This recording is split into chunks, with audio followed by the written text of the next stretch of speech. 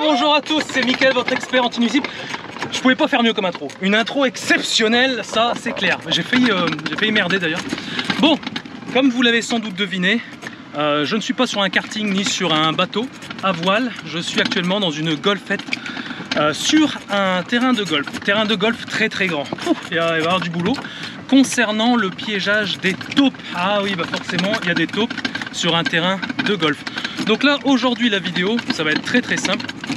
C'est que je vais vous apprendre comment se débarrasser des taupes, on va dire avec une méthode naturelle, sans utiliser de produits chimiques toxiques pour la terre et pour tous les êtres vivants qui sont les vers de terre, etc.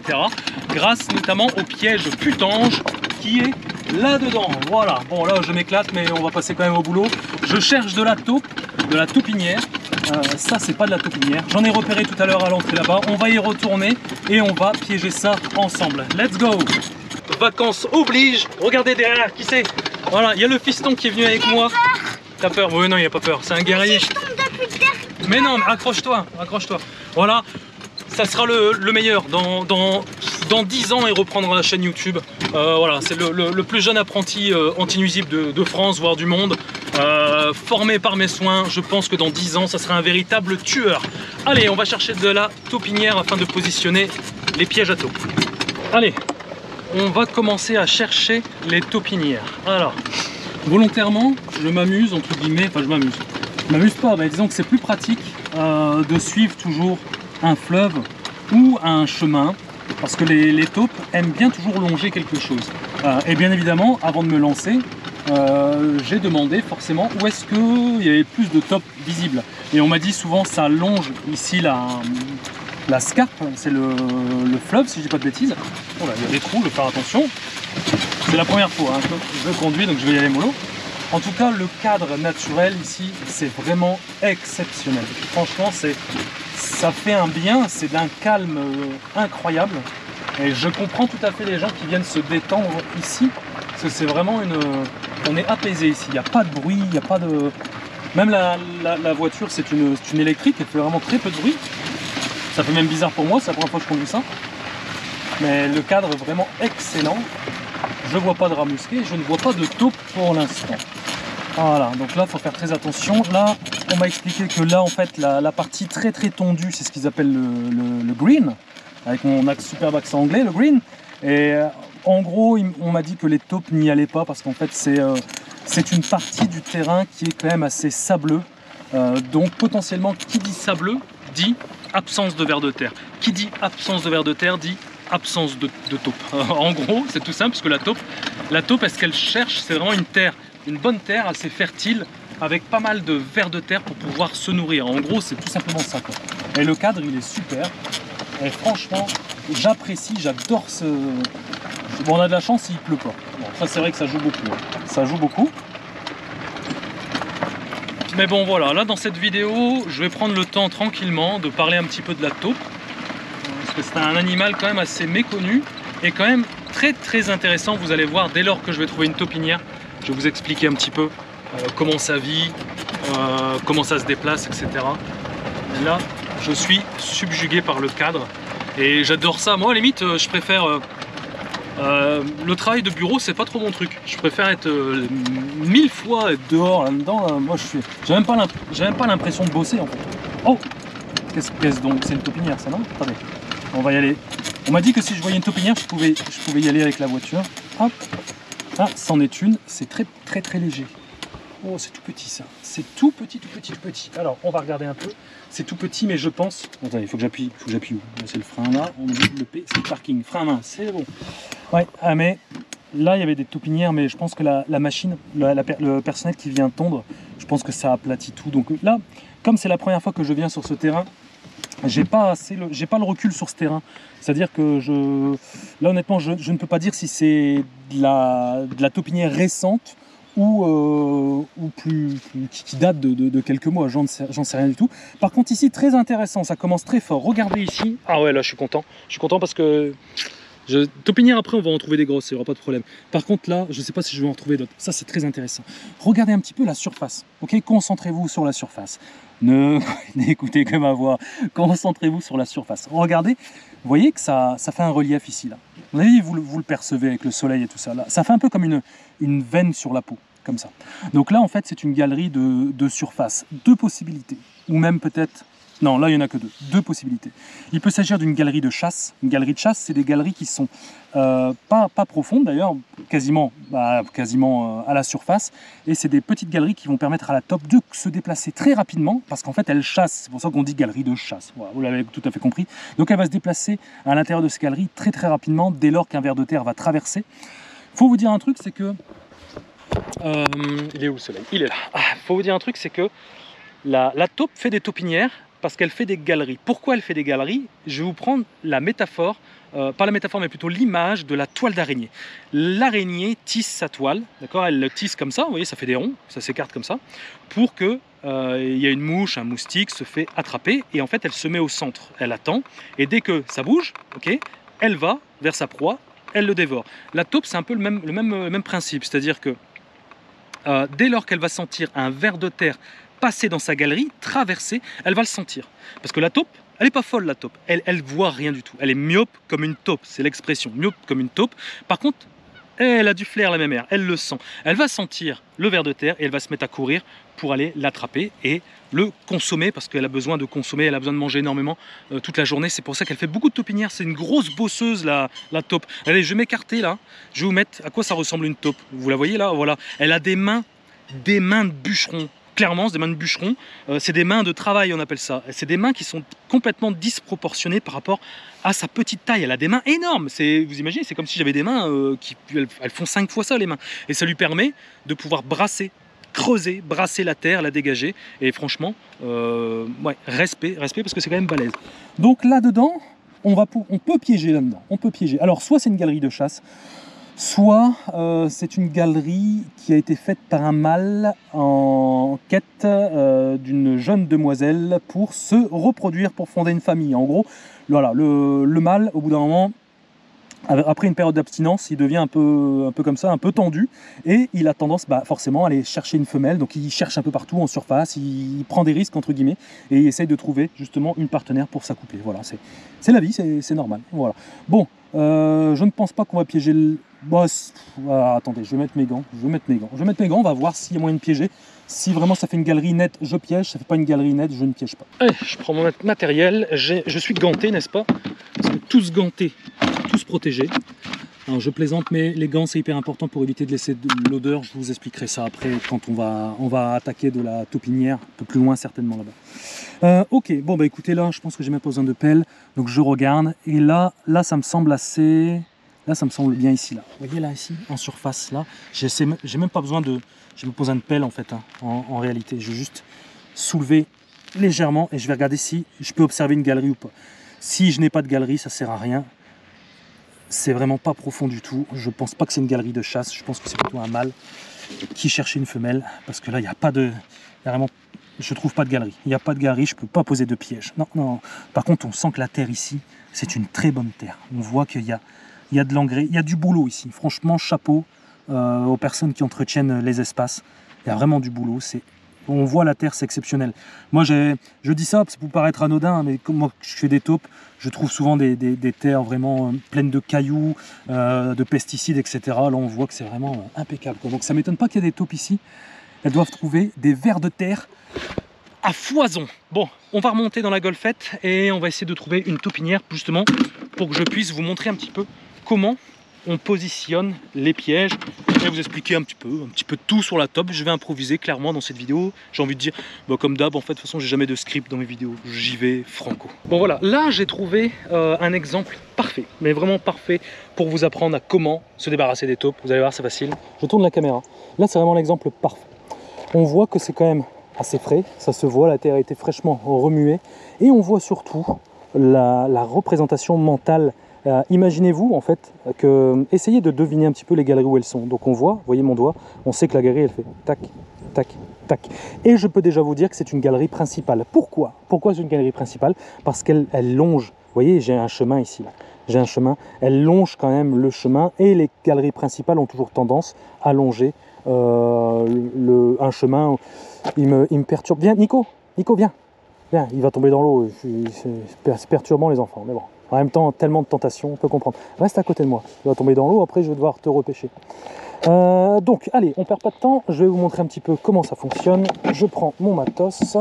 Alors, bah écoutez, c'est simple, là on a l'embarras du choix, je vais piéger dans celle-là. Voilà, j'aime toujours piéger, j'aime pas piéger aux extrémités, je préfère celle-ci, elle est vraiment entre les deux, donc je vais prendre celle-ci, je vais prendre celle-là, pardon. Hop, allez, j'ai une petite pelle type US, ça franchement... ouais, franchement c'est pratique, elle est pliable, je vous montrerai peut-être dans une vidéo, mais c'est pas le sujet. Prenez une pelle, on s'en fout, prenez ce que vous voulez. D'ailleurs celle-ci, voilà, hop, comme ça. Alors je vais d'abord commencer par dégager la terre et ensuite creuser. J'ai passé la caméra au fiston, j'espère que ça va être bien cadré. Alors là je ne maîtrise absolument plus rien. Bon, je vais serrer ça. Et alors, bon, déjà pour se débarrasser de la terre, moi dans un premier temps, ce que je fais toujours, c'est regarder ici mes pièges. Voilà, super. Et tu filmes bien, toi. Ce que je fais toujours avec mes pièges, et les pièges putanges rouillés, c'est que je mets toujours, vous voyez, ils sont dans la terre. Je sais pas si vous voyez au fond, là, il y a pas mal de terre. Voilà, systématiquement, je mets de la terre pour masquer les odeurs. N'oubliez jamais ce truc-là. C'est un peu comme les rats, c'est un peu le même principe. Masquer les odeurs, c'est hyper important parce que la taupe, elle se méfie énormément dès lors qu'elle sent une odeur de type ferraille, plastique, odeur humaine, très important. Voilà. Je vais dégager la terre. Avant de dégager la terre, je prends conscience de mon environnement. Faire un peu de yoga, un peu de nature. Là, je sens le vent. Vous voyez là, quand je me mets là, j'ai le vent en pleine face. C'est important, je vais vous expliquer après. J'ai pas le vent dans le dos, j'ai le vent de face, ok. Donc là, je vais dégager la terre. Alors pour le surplus de terre, c'est simple. Moi, ce que je fais, je chope un peu de terre comme ça. Vous voyez, je chope. Et ensuite, je vais le balancer et je vais faire un mouvement circulaire. Nico, éloigne-toi, sinon les gens ils pourront pas se rendre compte. Regarde, éloigne-toi, encore. Voilà, comme ça. Voilà, je chope comme ça. Et là, je fais hop, et je fais un virement, un mouvement circulaire pour qu'elle se répand, que ça fasse pas un truc trop sale. Vous voyez, je fais ça, hop. Voilà, comme ça, ça s'amoncelle pas. J'ai quand même de la place. Hop. Là maintenant, approche-toi. Là maintenant, je vais creuser. Alors, environ 20 cm. Donc 20 cm, c'est parfait parce que ça représente justement la longueur de la pelle. Je vais venir faire un rectangle. Hop. Là, ça va, franchement, c'est de la bonne terre, ça s'enfonce bien. Hop. Oh, c'est super de travailler comme ça, c'est vraiment excellent. Parce que des fois, c'est vraiment la galère. Hop, voilà. Et voilà. Et là maintenant, je vais soulever mon carré ou rectangle, on va dire. Voilà. Hop, je la mets de côté parce que je vais m'en servir après. Forcément, je vais devoir la remettre. Alors maintenant, il va falloir creuser. Alors, je vous le dis tout de suite, quand on fait des tops, on se salit. Moi, ça me dérange pas du tout. Et là, je suis dégueulasse. Et des fois, ça fait du bien. C'est assez étrange comme sensation, mais des fois, ça fait du bien de se salir. Alors là, maintenant, je vais devoir chercher les galeries. Ok. Pour chercher les galeries, il va falloir que je mette de mes mains. Déjà, souvenez-vous, j'ai fait ma représentation mentale. C'est-à-dire que je m'éloigne, j'ai une taupinière ici et une taupinière ici. Donc, je sais déjà que je vais devoir chercher comme ça et comme ça. Tiens, Nico. Hop, je me remets toujours à ce niveau-là. Voilà, parce que j'ai le vent. Bon, là, il n'y a plus de vent, comme par hasard. Mais le vent, il est là. Je vous explique juste après pourquoi cette histoire de vent. Voilà. Tiens, prends la caméra. Merci, chef. Hop. Et là, donc, normalement, je devrais avoir un trou, une galerie. Elle est ici. Elle est ici. Je vais vous montrer. Je vais approcher la caméra après. J'ai une entrée qui est ici et l'autre, elle doit être à peu près comme ça. Donc, en gros, ce que vous faites, c'est qu'avec vos doigts, vous grattez un peu la terre et vous allez sentir à un moment donné vos doigts s'enfoncer sans trop forcer. Des fois, c'est un peu plus galère. Hein.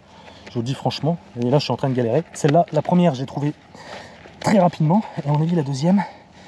Elle doit être quelque part ici. Peut-être qu'elle est un peu plus profonde, celle-là. Elle est ici. Regardez. Et preuve. Ah, ici. Preuve que c'est une bonne terre. Ah, c'est un verre de terre. Et il s'est barré. Ouais, il s'est barré. Ça, c'est vraiment un bon signe. Dès lors qu'on a des vers de terre, elle est là, la galerie. Ok, j'ai la galerie là. Là, je vais allumer la petite lampe. Hop, regardez ici. Vous voyez, ça ressemble à ça. Je ne sais pas si vous la voyez là. Ouais, elle est ici, là. Là, voilà. Là, c'est la galerie. Ok. Tiens, Nico. Merci, champion.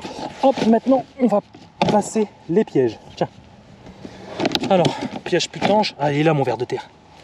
Ouais, ça, c'est vraiment signe d'une très bonne terre. Et je comprends pourquoi les taupes viennent ici. Hein. Franchement, là, Je comprends pourquoi. C'est un buffet à volonté. Bon. Vous vous munissez forcément d'une paire de pièges putanges. Brouillés, je précise.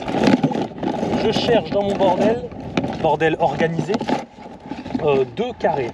Alors, je vais trouver, j'en ai une ici. Ça ressemble à ça, hein. Des carrés comme ça, j'en mets une là. Et la deuxième qui va suivre est ici. Là. J'ai besoin d'une clé, on appelle une clé écarteur. Elle est ici la clé. Là voilà, indispensable. Hein. Allez, c'est parti, je vous montre comment ça se manipule. J'ai mes 2 carrés, mes 2 pièges. Ok. J'attrape le piège putange. Je mets le tendeur, donc la clé. Je viens le mettre comme ça. Voilà. Je ne sais pas trop les termes, mais au moins vous avez du visuel. Et en fait, en faisant ça, ça va me permettre, en exerçant une pression à l'aide de ma main, ça va permettre d'écarter ici pour pouvoir insérer mon rectangle. Donc le rectangle, comment il se positionne? C'est simple. Il se positionne à environ 1 cm du bord. Et de cette façon. Vous voyez, de face, ça donne ça. De profil, ça donne ça. De 3/4, ça donne ça. Vu du haut, ça donne ça. Vu en dessous, ça donne ça. Voilà. Et là, tout simplement, je vais insérer mon piège directement ici, à l'intérieur, dans la galerie. Voilà. Juste comme ça. Ça suffit. Impeccable. Ça, c'est du boulot, Nico. C'est du bon boulot ou pas? Bah, dis-le. Oui. Bah oui, c'est carrément du bon boulot. Voilà. Et là, maintenant, je vais prendre le deuxième. Toujours le même principe avec la clé écarteur. Hop, ici, clac, le carré. Tac, tac, ça va vite. Voilà. Je l'insère également ici, dans la galerie que j'ai détectée. Hop, ah, il a sauté. Alors, quand il a sauté, c'est pas grave. Il faut refaire l'opération. J'ai peut-être été un peu trop vite. Un peu trop sûr de moi. Hop, on met ici. Ah, celui-là, vous voyez d'où l'intérêt de bien faire rouiller les pièges. Celui-là, il n'est pas encore assez bien rouillé. Je vais en prendre un autre, c'est pour ça qu'il a sauté. Hop, voilà. Ça, c'est des pièges que j'ai fait rouiller il y a environ 1 semaine. C'est peut-être pas assez, peut-être 2 semaines, c'est mieux. Moi, quand je les rouille, je les mets dans l'eau salée. Voilà, une petite astuce. Hop, voilà, là c'est bon. J'insère mon piège et à mon avis, celui-là, il va être quand même un peu plus simple. Effectivement, il est plus simple. Voilà. Maintenant, je vais me saisir d'une petite tige.